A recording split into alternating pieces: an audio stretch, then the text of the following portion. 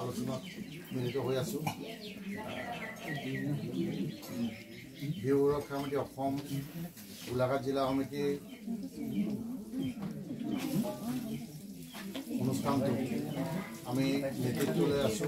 যদিও আপোনালোকৰ আশীৰ্বাদ আৰু এই অনুষ্ঠানটো আপোনালোকৰ আশীৰ্বাদত গোলাঘাট জিলাই বিভিন্ন সময়ত ৰাজ্যিক পৰ্যায়ত সন্মান কৰিবলৈ সক্ষম হয়। ৰাজ্যিকত যিকোনো সিদ্ধান্ত ল'লে গোলাঘাট জিলাক প্ৰাধান্য দিয়ে।